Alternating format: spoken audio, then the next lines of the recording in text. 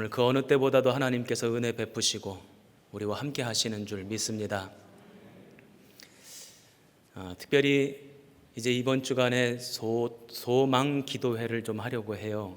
이제 소통할 소, 그물망. 여기서 이제 그물이라고 함은 왜 우리 영어에서 인터넷 그러잖아요. 이 넷이라고 하는 말이 그물이라는 뜻이거든요. 그러니까 인터넷으로 소통하겠다 하는 이제 그런 기도회를 하려고 합니다. 생방송으로 진행할 텐데 제가 또 극동방송 소망의 기도 생방송 해봤잖아요. 그래서 그런 식으로 좀 한번 해보려고 해요. 성도들 전화도 받고 문자도 받고 카톡도 받고 그 자리에서 같이 기도해드리고 또 노래도 부르고 찬양도 하고 그런 시간을 가져보려고 하니까 여러분들 관심 가져주시면 좋겠습니다. 또 들어오시면서 꽃 한 송이들 다 받으셨죠? 꽃을 들고 있는 남자들이 있죠? 네, 꽃을 든 남자들이 있어요. 오늘 우리가 따져보니까 6주 만에 7주 만에 이렇게 예배당에 나오게 되는 건데 우리 성도들을 웰컴하는 의미에서 뭐라도 하나씩 드렸으면 좋겠다 생각하다 꽃이 생각났습니다. 여러분들 환영하고 또 축복합니다. 잘 나오셨습니다. 자, 우리 옆에 계신 분들 눈으로만 우리 잘 나오셨다고 서로 인사하면 좋겠습니다. 잘 나오셨습니다. 사랑합니다. 축복합니다. 또 한 가지, 오늘 우리 이 예배가 실시간으로 진행되고 또 이렇게 운영되기 위해서 많은 분들이 수고를 하셔야 됩니다. 우리 교회 영상 시스템이 한 곳에서 모든 것이 다 해결이 되고 온라인까지 진행될 수 있는 시스템이 아니에요. 시스템이 오래돼서 그래서 이쪽에도 앉아 계시고 저쪽에도 앉아 계시고 또 방송실에도 들어가 계시고 세 군데에서 지금 원활하게 지금 움직여야지만 이게 잘 진행이 되는데 얼마나 열심히 연습하고 준비하셨는지 원활하게 잘 진행되어져 가고 있습니다. 우리 수고하신다고 박수 한번 하겠습니다. 감사합니다. 오늘 사모하는 마음으로 예배당에 나오신 분들 축복하고 또 여러 가지 사정으로 각 가정에서 온라인 예배로 함께하고 있는 분들을 축복합니다. 예수 그리스도의 이름으로 모인 곳이면 그곳이 어디든 우리 주님이 함께 하신다 약속하셨습니다. 그러므로 그 어느 때보다도 성령의 충만함이 임재하기를 축원합니다. 여러분의 심령과 우리 성도들의 가정에 예수 그리스도의 영이 함께하기를 주님의 이름으로 축원합니다. 오늘은 부활절입니다. 예수님께서 부활하신 날입니다. 부활절에는 우리가 부활 감사 예배를 이제까지 드려왔습니다. 우리 개신교의 절기 가운데 가장 중요한 절기가 바로 이 부활절입니다. 그래서 오늘은 부활 감사 예배를 드려야 되는데 지금 여건상 상황상 그럴 수가 없어요. 부활 감사 예배를 드리려면 우리 어린아이에서부터 어르신들까지 모든 교인들이 다 같이 모여야 되는데 지금 모일 수가 없는 그런 상황입니다. 그래서 어떻게 하면 좋을까 하고 고민하고 기도를 했습니다. 부활절은 바뀔 수가 없는 거예요. 왜냐하면 공교회의 약속이기 때문에 그렇습니다. 전 세계에 수도 없이 많은 교회들이 있습니다. 그런데 그 교회들이 믿음 안에서 하나임을 우리는 믿습니다. 주님의 한 몸됨을 믿습니다. 이것을 우리는 공교회라고 부르는데 사도신경을 고백할 때에도 공교회를 믿는다라고 하는 표현이 그런 뜻입니다. 서로 다른 색깔로 모양으로 신앙생활하지만 우리는 주님 안에서 하나입니다. 이것을 믿음으로 고백하는 거죠. 부활절은 공교회에서 정한 절기이기 때문에 우리 개교회가 그 절기의 날짜를 변경할 수는 없습니다. 그래서 오늘은 부활절이고 부활주일 예배입니다. 그러나 그 부활을 감사하며 온 성도들이 모여서 예배드리는 것은 얼마든지 날짜를 조정할 수 있겠다 하는 생각이 듭니다. 그래서 조금 더 날이 좋아졌을 때 우리 성도들이 다 같이 모여서 기쁨과 감사로 예배드릴 수 있을 때 행사도 준비하고 칸타타도 준비하고 여러 가지 프로그램도 준비해서 부활절 감사 예배를 드리고자 합니다. 그때까지 여러분들 양해해 주시고 이해해 주시기를 부탁을 드립니다. 얼마 전에 제가 인터넷에서 우연하게 소천하신 오카는 목사님의 설교 말씀을 듣게 됐어요. 그 말씀을 들으면서 제 자신이 얼마나 은혜를 받았는지 몰라요. 그래서 이 말씀에서 얻은 영감을 가지고 우리 성도들과 함께 부활절날 은혜를 나누었으면 좋겠다 하는 생각이 들었습니다.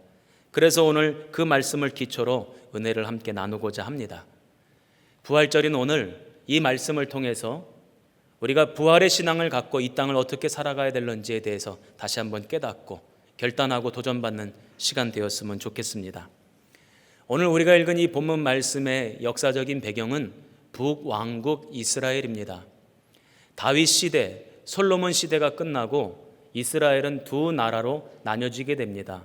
우리나라처럼 남과 북으로 나뉘어지게 되죠. 그래서 북쪽에 있는 이스라엘을 북왕국 이스라엘이라고 부르고 남쪽에 있는 이스라엘을 남왕국 유다라고 불렀습니다. 그러니까 오늘은 북왕국 이스라엘의 이야기예요. 이때 이 북왕국 이스라엘을 다스렸던 왕은 아합 왕입니다. 북왕국 이스라엘에도 여러 명의 왕들이 있었지만 가장 악하고 죄를 가장 많이 저질렀던 왕이 바로 이 아합 왕이죠. 그때의 그 북왕국 이스라엘에서 활동했던 선지자는 우리가 잘 알고 있는 엘리야 선지자입니다. 엘리야 선지자는 구약 성경에 나오는 선지자들 중에서 독보적인 위치를 차지하고 있습니다. 타의 추종을 불허하죠. 그의 능력이나 영적인 권위나 말씀이 다른 선지자들과는 비교가 안 될 정도로 아주 독보적인 사람이었습니다. 저는 이것을 보면서 그런 생각이 들었어요. 시대가 절망적일수록, 시대가 어두울수록, 소망이 없을수록 하나님은 그 시대에 특별한 인물들을 세우셔서 하나님의 일을 감당하게 하시는구나. 중세시대의 가톨릭 교회의 엄청난 타락 가운데 하나님은 마틴 루터를 세우셔서 종교개혁을 일으키시죠. 그리고는 다시금 교회의 소망이 있게 하십니다. 영국 사회가 산업혁명으로 그 산업혁명의 어두운 그늘 가운데에 많은 사람들이 절망을 잃어갈 때에 요한 웨슬레 목사님을 세우셔서 영국 사회를 일으키고 영국 교회를 다시금 회복시키시죠. 오늘 우리가 살아가고 있는 이 시대도 마찬가지인 것 같습니다. 돌아보세요. 뉴스를 들어보세요. 어디 소망이 있는가? 영적으로나 정치적으로나 경제적으로나 도덕적으로나 암울한 이야기들만 들려옵니다. 저는 그래서 더욱더 기대를 걸 수 있을 것 같아요. 그런 시대일수록 하나님은 위대한 인물들을 세우셔서 하나님의 위대한 일들을 감당하게 하셨잖아요. 우리 시대의 이 나라에 하나님께서 그렇게 일하실 줄 믿습니다. 하나님께서는 북왕국 이스라엘의 타락, 더러운 죄, 음행, 우상 숭배를 보시고는 그들을 책망하는 의미에서 3년 반 동안 가뭄을 주십니다. 비를 내려주시지 않아요. 그래서 그 땅이 기근이 찾아옵니다. 3년 반 동안의 가뭄, 그로 인해 벌어지는 기근, 이것이 얼마나 무서운 일일까? 사실 저는 잘 모르겠어요. 그런 일 경험해 본 적이 없기 때문에 그렇습니다. 오늘날에는 이스라엘이 그나마 조금 나은 상황이겠지만 그 당시 이스라엘은 어떤 나라였는가? 사막성 기후에다가 아마 치수시설도 제대로 되어 있지 않았을 것입니다. 저수시설도 없었을 것입니다. 가뭄이 찾아오고 기근이 찾아왔을 때 정부에서, 나라에서 백성들을 돌보는 정책도 아마 없었을 거예요. 그러니 3년 반 동안 비가 오지 않았다 하는 것은 아마도 살인적인 재앙이었을 것입니다. 요즘 코로나19 바이러스가 전 세계를 뒤덮고 있죠. 지금 아프리카 쪽에는 사실 보도가 제대로 되고 있지는 않지만 아마 거기도 코로나 바이러스가 확산되고 있을 것입니다. 그런데 안타까운 것은 그 아프리카 나라의 대부분이 의료시설도 부족하죠. 진단키트도 없죠. 마스크 쓰고 싶어도 마스크가 없대요. 그런데도 사람들이 잔뜩 길거리에 나와 있고 시장에 나와 있어요. 그래서 기자가 가서 한 사람에게 물어봅니다. 지금 전염병 때문에 사람들이 죽어나가고 있는데, 이렇게 무서운 전염병이 지금 돌고 있는데 이렇게 길거리에 나와 있으면 어떻게 합니까? 이렇게 사람들이 많은 곳에 나와 있으면 어떻게 합니까? 하고 질문을 합니다.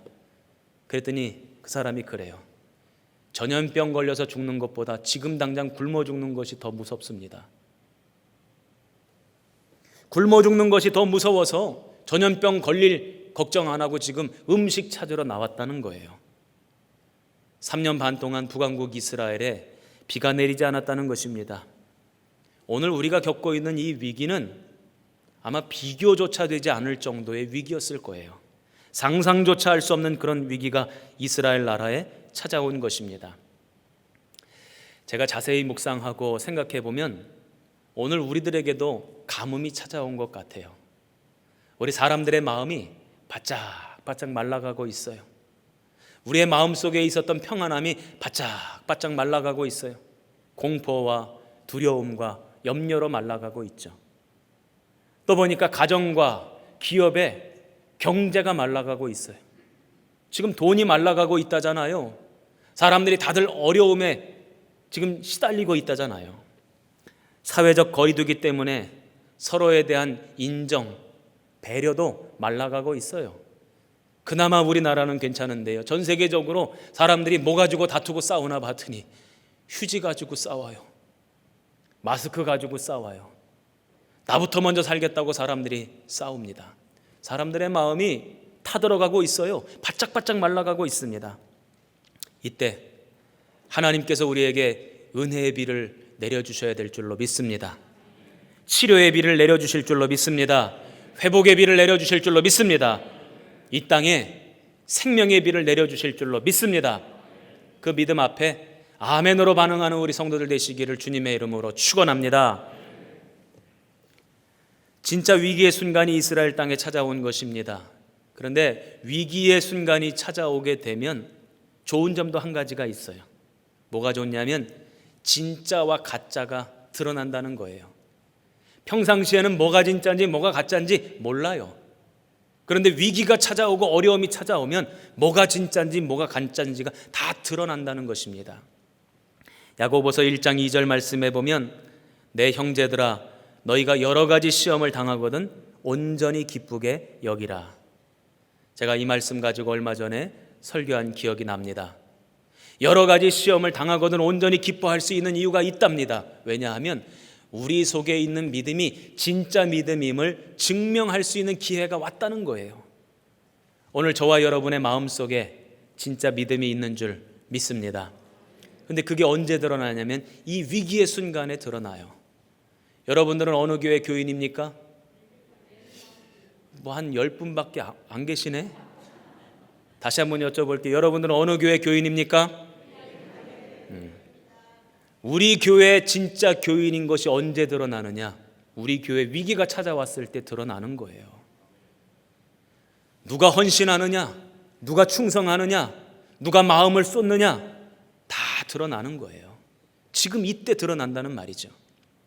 오늘 우리가 읽은 이 본문 말씀 앞부분에 보면 엘리야 선지자가 우상 선지자들과 대결을 펼치는 장면이 나옵니다. 여호와 하나님을 믿는 엘리야 선지자 1대 아세라 선지자, 바알 선지자 850명이 붙습니다. 누가 믿는 하나님이 진짜 하나님인지 한번 붙어보자. 누구의 신앙이 참된 신앙인지 한번 대결을 펼쳐보자 하고는 여호와 하나님이 진짜 하나님이고 하나님을 믿는 믿음이 진짜 승리한다는 것을 보여주는 장면이 나오잖아요. 저는 이 위기의 때에 우리 성도들의 믿음이 더욱더 견고해지기를 바랍니다. 더욱더 믿음이 분명해지기를 바랍니다. 그래서 저와 여러분 속에 있는 믿음이 진짜 믿음임이 드러나기를 주님의 이름으로 축원합니다. 3년 반 동안의 가뭄, 그래서 북왕국 이스라엘 백성들이 다 죽게 생겼어요. 그때 하나님이 다시금 비를 내리시겠답니다. 이스라엘 백성들이 회개해서요? 아닙니다. 이스라엘 백성들이 돌이켰기 때문입니까? 아니에요. 돌이키지도 않았고 회개하지도 않았는데 하나님이 비를 내리시겠대요. 저는 이 장면을 보면서 그런 생각이 들었어요. 하나님은 자비의 하나님이시구나. 긍휼의 하나님이시구나. 오늘 우리들에게도 자비를 베푸시고 긍휼을 베풀어 주실 줄로 믿습니다. 열왕기상 18장 1절입니다. 많은 날이 지나고 제3년에 여호와의 말씀이 엘리야에게 임하여 이르시되 너는 가서 아합에게 보이라. 내가 비를 지면에 내리리라. 엘리야 선지자가 하나님의 음성을 듣습니다. 약속의 말씀을 받습니다. 그리고는 그 약속의 말씀을 받고 아합 왕에게 가서 그 약속의 말씀을 선포해요. 열왕기상 18장 41절입니다. 우리 같이 한번 읽어보겠습니다. 시작.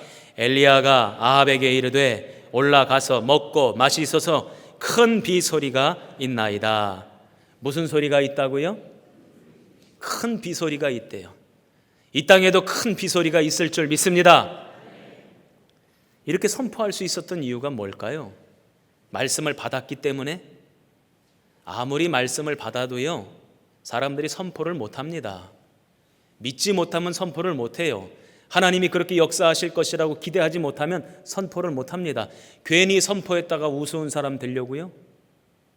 더더군다나 지금 이 선포의 대상이 한 나라의 왕입니다. 왕한테 비가 올 것이라고 선포했다가 비가 안 오면 어떻게 됩니까? 죽는 거예요. 죽는 겁니다. 그럼에도 불구하고 엘리야 선지자가 선포할 수 있었던 이유는 그 약속의 말씀처럼 될 줄로 믿고 하나님이 그 말씀처럼 역사하실 것을 기대했기 때문에 지금 선포할 수 있었던 것이죠. 그러므로 엘리야만 선포할 수 있는 게 아니에요. 오늘 저와 여러분도 선포할 수 있습니다. 하나님께서 오늘도 우리에게 치유의 말씀을 주십니다. 회복의 말씀을 주십니다. 약속을 우리에게 해주시죠. 예레미야 33장 6절입니다. 보라, 내가 이 성읍을 치료하며 고쳐 낫게 하고 평안과 진실이 풍성함을 그들에게 나타낼 것이라. 아멘. 이렇게 하실 줄로 믿습니다. 이렇게 하실 것을 기대합니다. 그러므로 오늘 우리는 믿음으로 하나님의 치유, 하나님의 회복을 선포할 수 있는 줄로 믿습니다. 그래서 엘리야 선지자가 선포했대요. 그러고 난 다음에 재미난 장면이 등장합니다. 좀 이해가 안 되는 장면입니다. 하나님께서 비를 내리시겠다고 약속의 말씀을 주셨어요. 그 말씀을 받고 믿고 기대하고 아방에게 가서 그 행하실 일을 선포했어요. 그리고 난 다음에 엘리야 선지자는 사환을 데리고 갈멜산 꼭대기에 올라가서 기도했대요. 저도 갈멜산을 가보았습니다. 자료를 찾아보니까 산이 높이가 546m예요. 그런데 성지순례 가보신 분들은 아시겠지만 그 주변 지역이 워낙 높은 지역이기 때문에 갈멜산을 보면 그렇게 높은 산처럼 보이지가 않습니다. 게다가 또 정상까지 차를 타고 올라갈 수가 있어요. 그래서 저도 갈멜산 정상에 가서 엘리야 선지자가 기도했다는 그 자리에 갔어요. 그리고 그 자리에 똑같이 무릎을 꿇었어요. 엘리야 선지자가 어떻게 기도했는가 봤더니 이렇게 기도했대요. 땅에 꿇어 엎드려 그의 얼굴을 무릎 사이에 넣고 무릎을 꿇고 앉아서 무릎과 무릎 사이에 얼굴을 넣었대요. 저도 그렇게 해보려고 애를 썼어요. 안 돼요. 체조 선수가 아닌 이상 이게 안 되는 일이에요. 여러분들도 오늘 집에 가셔서 한번 해보세요. 무릎 꿇고 무릎과 무릎 사이에 얼굴이 들어가는가? 안 돼요. 도대체 어떻게 기도했다는 것인가? 정말 간절하게 기도했다는 거죠. 땅바닥에 얼굴을 대고 간절하게 기도했다는 것입니다. 저는 이 말씀이 좀 이상했어요. 하나님이 주시겠다고 약속하셨는데 기다리면 되지 뭘 그렇게 간절히 기도하나? 약속을 주셨고 약속대로 될 줄로 믿는데 기다리면 되지 뭘 그렇게 기도하나? 여러분 왜 기도하는지 아십니까? 약속이 있기 때문에 기도하는 거예요. 한번 따라해 보세요. 약속이 있기 때문에 기도하는 겁니다. 여기서 아주 중요한 기도의 원리를 우리가 배울 수 있습니다. 엘리야의 기도를 통해서 우리가 깨달을 수 있는 거예요. 기도의 원리입니다. 하나님의 약속이 없으면 기도할 필요가 없어요. 하나님의 약속이 없는데도 기도하는 건 연불과 같은 거죠. 하나님의 약속이 있기 때문에 그대로 될 줄로 믿기 때문에 그래서 우리는 기도하는 것입니다. 참으로 놀라운 것은 하나님께서 약속의 말씀을 주시고 우리가 그 약속의 말씀을 붙잡고 기도하면 엎드리면 그 기도라고 하는 그릇에다가 하나님께서는 응답을 담아주세요.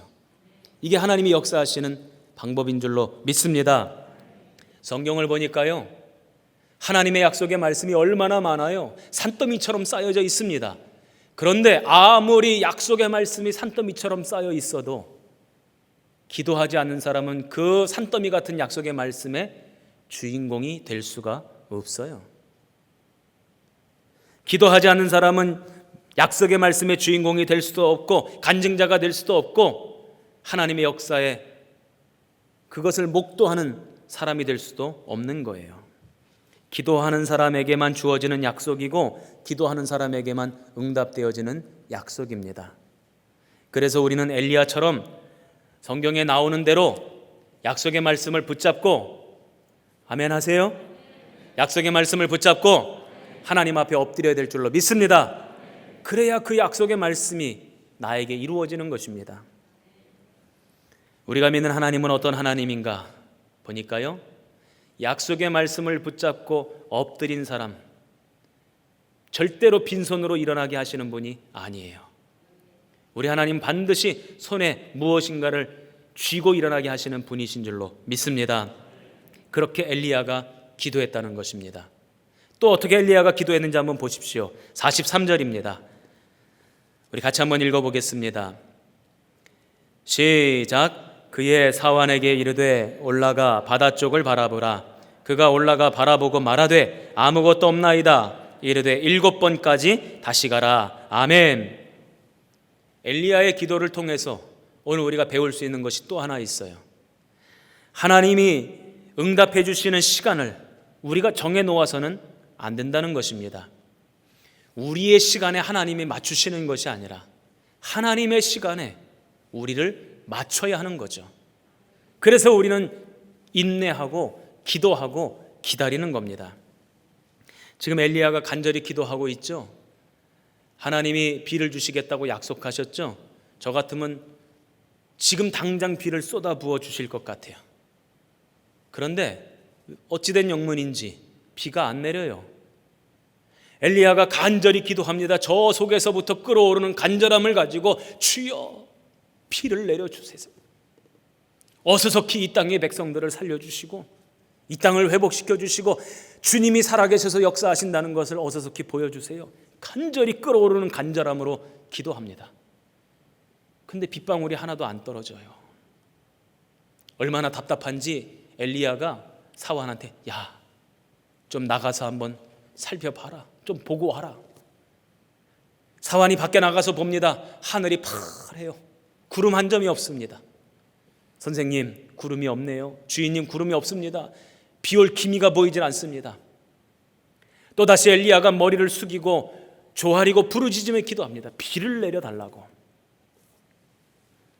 그렇게 하기를 여러 번 반복합니다. 몇 번까지 했죠? 7번까지 했다는 거예요. 이게 쉬운 일일까요? 너무나 어려운 일입니다. 포기하지 않고 비를 내려주실 때까지 기도한다. 이거 참으로 어려운 일입니다. 대부분의 사람들은요, 기도해보고 응답되지 않으면 이렇게 얘기합니다. 오늘은 아닌가 보다. 에이, 틀렸네. 오늘은 그냥 들어가자. 다음에 또 다시 와서 기도하자. 그러죠. 그러기는 참으로 쉬운 것입니다. 그런데 엘리야는 그러지 않았다는 거예요. 하나님의 응답을 자신의 시간에 맞추지 않았다는 것입니다. 하나님의 시간에 자신을 맞췄다는 거예요.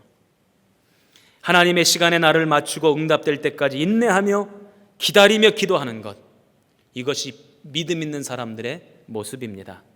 오늘 저와 여러분이 그렇게 되기를 소망합니다. 여러분 혹시 눈치채셨을는지 모르겠지만 제가 그전부터 계속해서 우리 성도들에게 3가지가 필요하다 그랬어요. 3가지 기가 필요하다. 첫 번째 기는 기대하고, 두 번째 기는 기도하고, 세 번째 기는 기다리자. 오늘 이 설교를 여러분들에게 드리는 거예요. 한번 따라해 보세요. 기대하고, 기도하고, 기다리자. 자, 시작. 그렇게 하면 하나님께서 반드시 빈손 들고 일어나지 않게 하실 줄 믿습니다. 응답해 주실 줄로 믿습니다. 7번째 사환이 나가서 바다 쪽을 봅니다. 그랬더니요, 손바닥만한 작은 구름이 일어나요. 주인님, 선생님, 저 지중해 바다 쪽에서 손바닥만한 작은 구름이 일어납니다. 아직 비가 온 게 아니에요. 그런데도 그 얘기를 듣고는 엘리야 선지자는 자리에서 일어나요. 아방에게 가서 전해라. 비가 온다 그래라. 비 오면 길이 막힐지도 모르니 어서 먼저 출발하라 그래라. 손바닥만한 작은 구름을 통해서 하나님이 역사를 시작하시는구나 하고 확신하고 선포하고 있어요. 어떤 사람의 눈에 구름이 보입니까? 믿음으로 기대하고 기도하고 기다리는 사람에만 손바닥만한 작은 구름이 눈에 들어오는 거예요. 기대하지 않는 사람, 기도하지 않는 사람, 기다리지 않는 사람은요, 볼래야 볼 수가 없어요. 우리도 마찬가지입니다. 우리가 소망을 품고 기대하는 마음으로 기도하고 기다리면 하나님께서 응답해 주시는데, 기도하는 사람들, 기다리는 사람들에게는 그 작은 구름이 보여요. 가정을 놓고 기도합니다. 하나님, 우리 가정 화목하게 하옵소서. 우리 아이들 붙들어 주시옵소서. 그런데 어느 날 맨날 쌀쌀맞게 얘기하던 남편이 어느 날 저녁 때 들어와서 조금 말투가 바뀌었어. 아, 하나님이 나에게 보여주시는 작은 구름이구나. 하나님이 우리 가정의 역사를 시작하시는구나. 사춘기 아들 딸내미가 자꾸 엄마 아빠한테 투정을 부리고 딴짓을 하고 그리고는 막 맨날 싸워요. 그런데 어느 날 표정이 뭐가 조금 바뀌었어요. 그게 보이는 거예요. 사람들과의 관계 속에서 어려움을 겪습니다. 하나님이 어려운 관계를 풀어주시옵소서 기도하는데 어느 날 그 관계 속에서 조그만 변화가 느껴져요. 기도하지 않은 사람은요, 못 느껴요. 못 봅니다. 기도하는 사람만 보는 거고 기도하는 사람만 느끼는 거예요. 저는 요즘 우리나라와 이 땅과 이 민족을 통해서 하나님이 일하실 게 기대가 돼요. 그리고 조금씩 보여요. 우리나라의 코로나 바이러스가 확산될 즈음 전 세계가 우리나라를 주목했지 않습니까? 그리고 위험한 나라라고 치부해 버렸어요. 그런데 오늘날 전 세계에서 가장 안전한 나라가 우리 대한민국이 돼 버렸습니다. 아멘들을 안 하시네. 아멘입니까? 그래서 전 세계에서 한국으로 가야 된다 그러잖아요.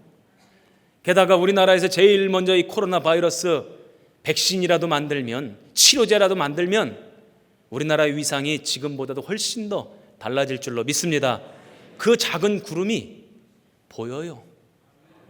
그 작은 구름이 지금 제 눈에 보이고 있는데 여러분들도 보이십니까? 하나님이 역사하실 것이 기대가 되고, 그래서 기도하게 되고 그때를 기다리게 되는 줄로 믿습니다.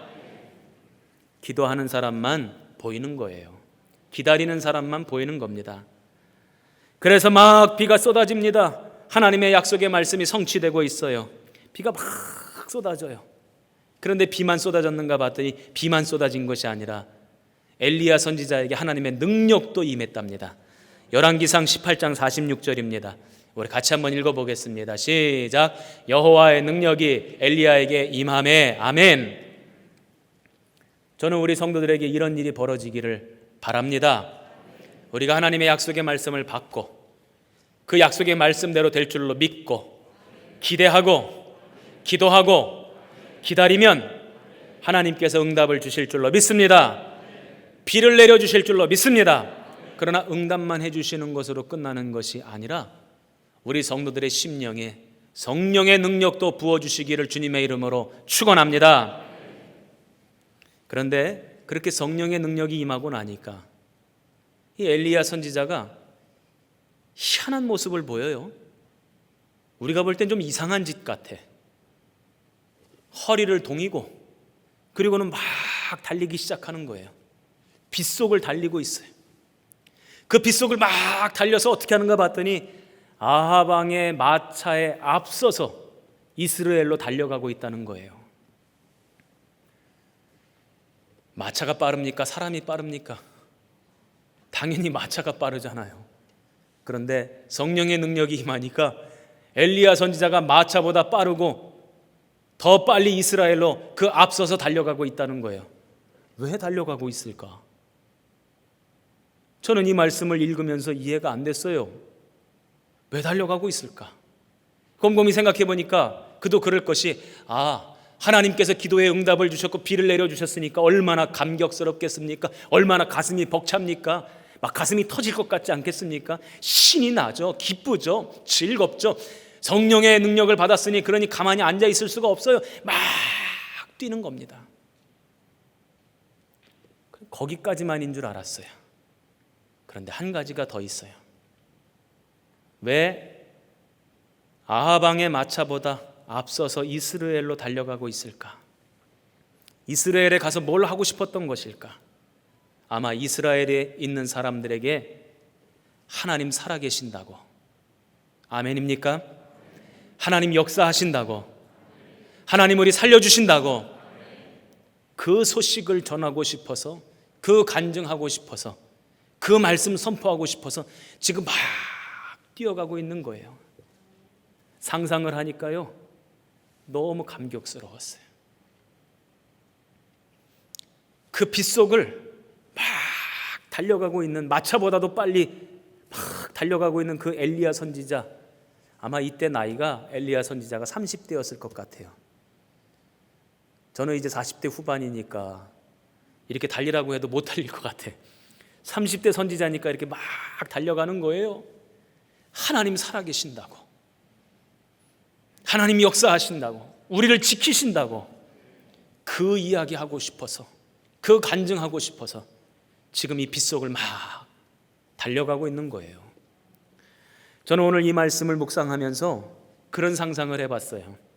우리 성도들도 회복과 치유와 승리의 말씀을 붙잡고 엎드릴 때 하나님이 반드시 응답해 주실 텐데, 그렇게 응답해 주실 때 빗속을 달렸으면 좋겠어요.